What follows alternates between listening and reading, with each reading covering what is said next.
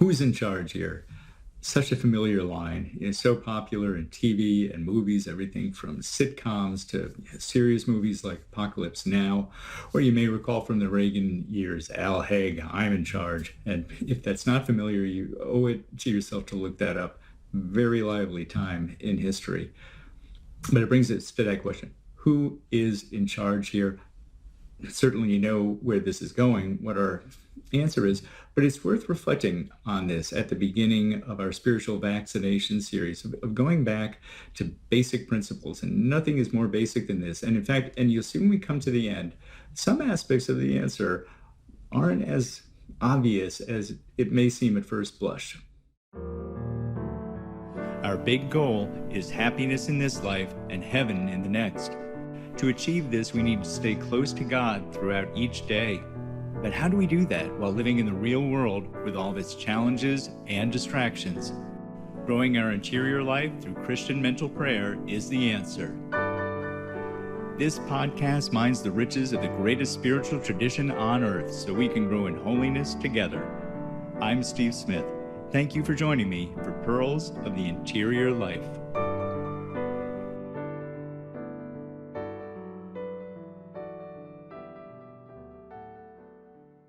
Thank you, as always, so much for joining us, for making this time for the Lord, especially amidst all the coronavirus fallout that's out there. And, first and foremost, especially if you're experiencing very specific trials and hardship through all this, I am so very sorry. And thank you particularly then for joining in. I hope there's something in this podcast that is consoling for you, because the one thing I do know is that in all of this, God desires to draw you to Him so that all of us can experience the peace, the healing that only He can give. And as we say again and again, those aren't just words. It is very real.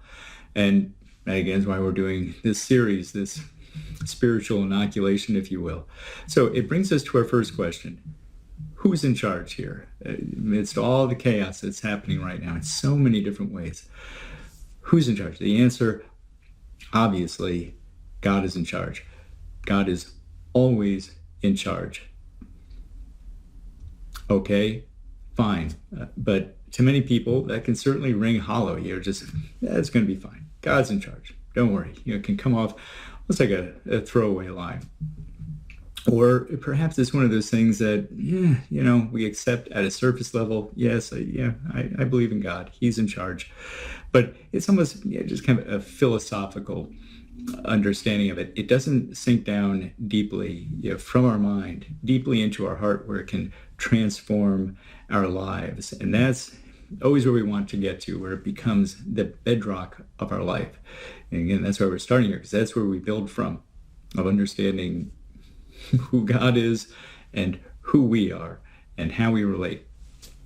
Okay, great. What next? It can help to first review our understanding of how God is in charge, how God operates, how God's will operates. And here you may recall, we understand there are two distinct aspects of God's will. There is God's permissive will, the things that He permits, allows to happen, and then there is God's perfect will, the things that God perfectly ordains. And it can help, as always, a simple example here, a very childish example, because it will deal with the parent-child relationship. I can remember when I was a kid with candy, like probably most kids, you just crave candy all the time. Never get enough of it. And we were certainly not allowed often to really indulge that sweet tooth. On very rare occasion, my mom would exercise her permissive will and give free rein to that candy drive. And in goes the candy. To what end?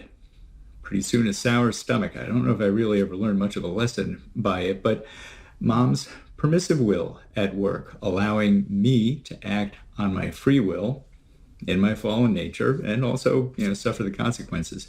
More often than not, it was Mom's perfect will, ordaining things and arranging things just so that it wasn't going to be possible for me to just an unhampered way, indulge that desire for candy. Okay, very simple explanation or example there, but we all get this. You can understand where this is going. This is always the understanding of why God permits evil. He allows us in a fallen world with our fallen nature and our free will for things to play out to a certain extent. But we also understand that God is always at work, bringing things to good for those who love him. So God's permissive will, and then there are those things that God perfectly ordains, the things it's not just he's permitting and working good from them, his perfect will, the things that he specifically aligns and works out. So there's always some mystery in that balance between the two, and God calls us in there to enter in and as best as we can, pray and understand, Lord, where and how are you doing things here? But always a bit of mystery in that, but always also that trust that God's will is always at work. So that's the underlying principle of things here. First and foremost, that God is always in everything, whether it seems good to us, whether it seems bad to us, in all things, God's will is there in one way or another, working it ultimately to good. The linchpin in that is obviously God draws good from it. And that can be very difficult for us in the moment when we're in the midst of a storm, to accept that, to grasp onto that like a life preserver, and to accept there's good coming from this. And God tells us a number of things about that. He does say in the world you will have trials. He warns us ahead of time in the operating instructions. That's why he tells us we need to be prepared to pick up our cross. There is simply going to be pain and suffering in this life. It is what comes with our fallen nature. No one escapes that. No one gets out of this without a few battle scars. But then we do have that God works all things to good for those who love him. This is where we come to that mystery where it can be difficult in the moment to accept this. When things are good in times of peace and tranquility, it's another matter. We can look back on things then, and that's always a grace when we can look back and see how God has brought us through it. But in the moment, it can be difficult to accept that. And then he tells us, my ways are not your ways. And that is where the mystery comes in, where and how God is working good from these things. Remember, God has a very long view. God's view is eternity. God is concerned about our immortal souls. So, where and how he's doing these very good things, it may not be till we get to the other side of the veil that we completely or more completely see what that was.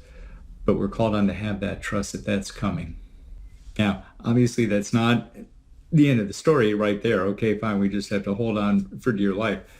Sometimes that is a part of it. Sometimes the best we can do is just hold on. And again, trust that God is working things, perfectly balancing them, ultimately for our good. As a starting point, God gives us many examples and signs. In particular, this is why Scripture is so full, chock full of examples of him being in control again and again. Just the other day, my good friend Deacon Kevin was reminding us, a small group of us, of the example of the apostles in the boat in the storm at sea. And there they are in their small boat being rocked and thrashed about by the storm, convinced that the boat was going to go down.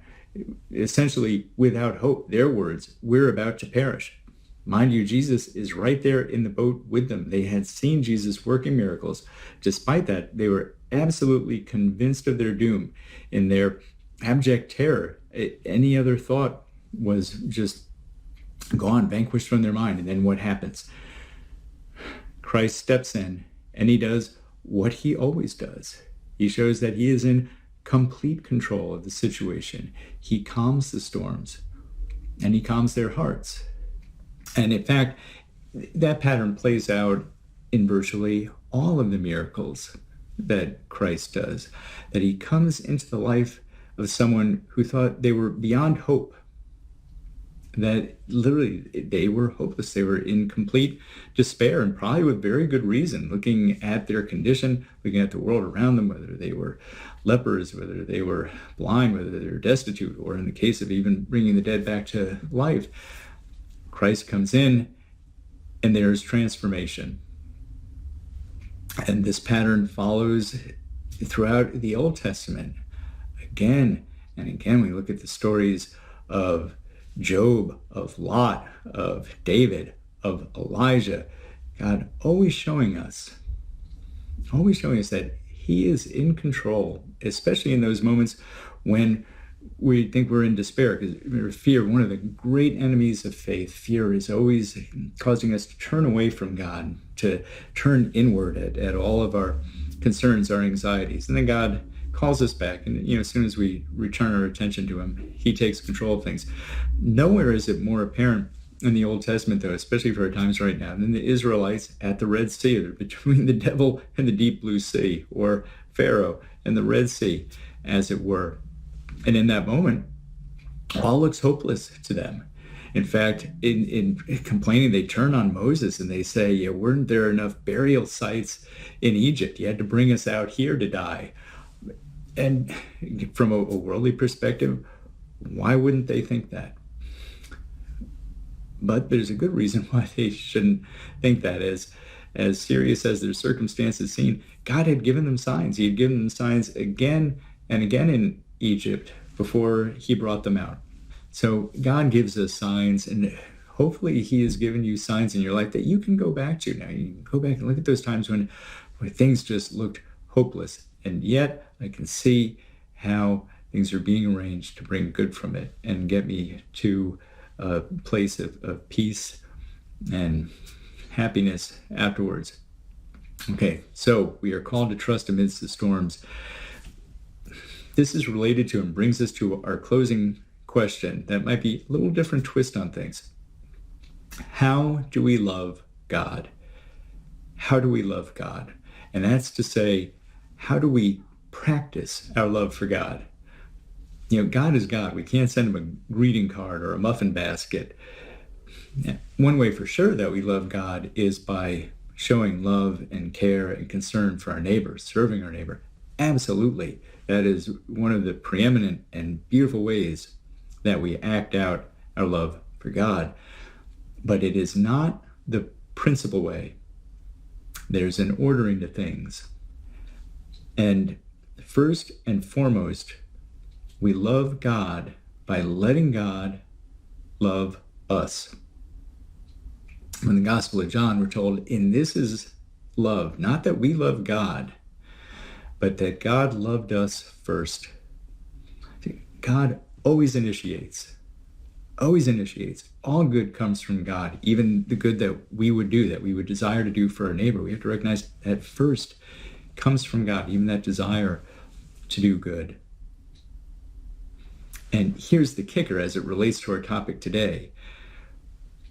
We love God by trusting God, by letting God be God, by making ourselves small so he can be very big in our life. This is how we love God. And trust is one of those funny things that only grows under tribulation, like a diamond. It's only created under pressure. And we pray that that's one of the blessings that comes out of this. May that be one of the graces, that we grow in that trust. Because I assure you, one thing I know with certainty is that a time will come at some point to be able to look back on this or any other trial in your life, depending on your circumstances when you're listening to this, when we'll be able to see how God was drawing good from it. Because, back to our opening point, God really is the one who is in charge. So thank you so much for joining, and I look forward to being with you again.